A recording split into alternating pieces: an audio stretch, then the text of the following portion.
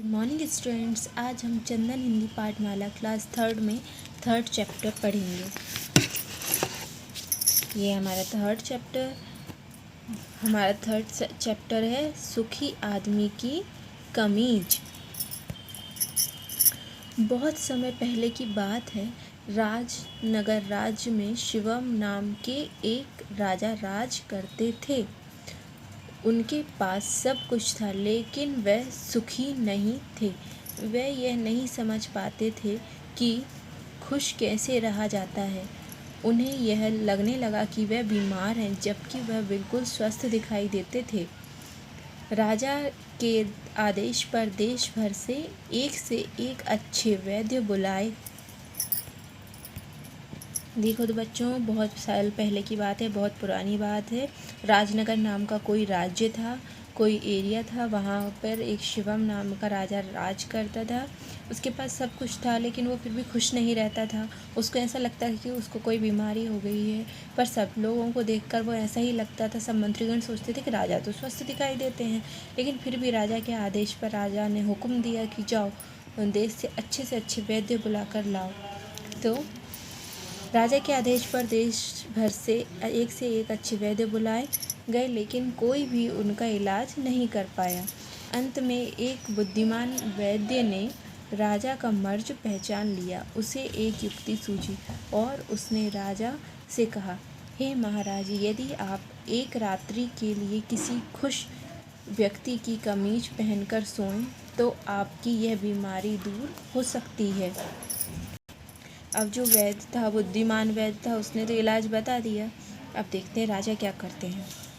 राजा ने तुरंत ही अपने सैनिकों को राज्य भर में किसी खुश आदमी को खोजने व उसकी कमीज लाने का आदेश दिया। पूरे राज्य में घूमने पर भी वे किसी खुश व्यक्ति को नहीं खोज पाए। किसी को अपनी निर्धनता का दुख था, तो कोई धनवान और अधिक धन की लालसा पाले हुए था। किसी को दुख था कि उसकी पत्नी का निधन हो गया था, तो किसी को शिकायत थी कि उसकी पत्नी जीवित क्यों है।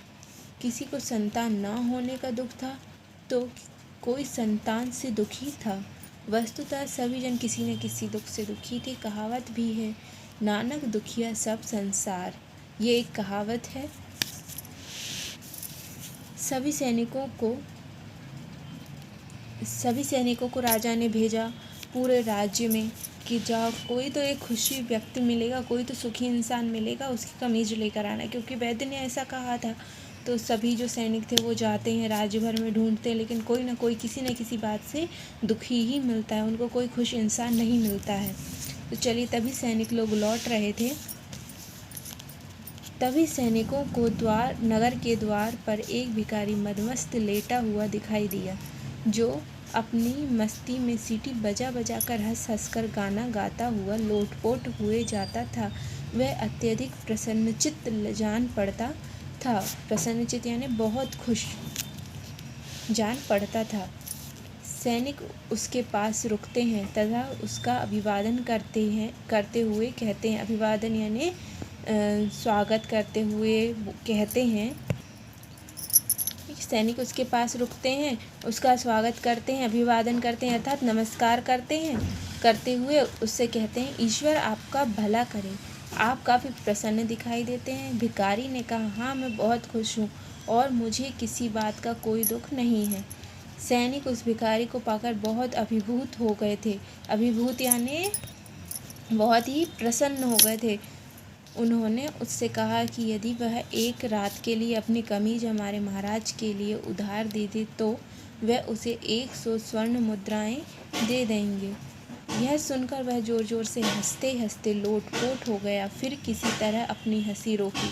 मतलब वो ये बात सुनकर बहुत ज़्यादा हंसा, इतना हंसा कि वो लोट पीट हो गया। फिर उसने अपनी हंसी किसी तरह से रोकी और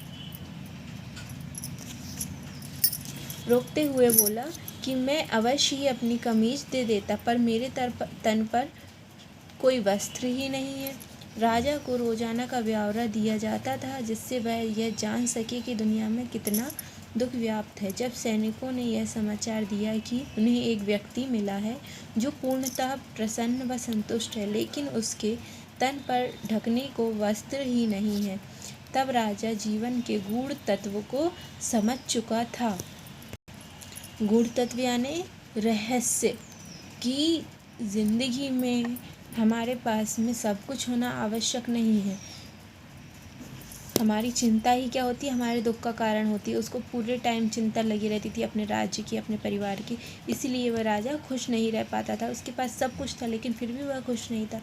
लेकिन जो भिखारी था उसके पास कुछ भी ना होते हुए वह पूर्ण रूप से सभी प्रकार से खुश रहता था। वह बहुत ही खुश रहने वाला व्यक्ति था।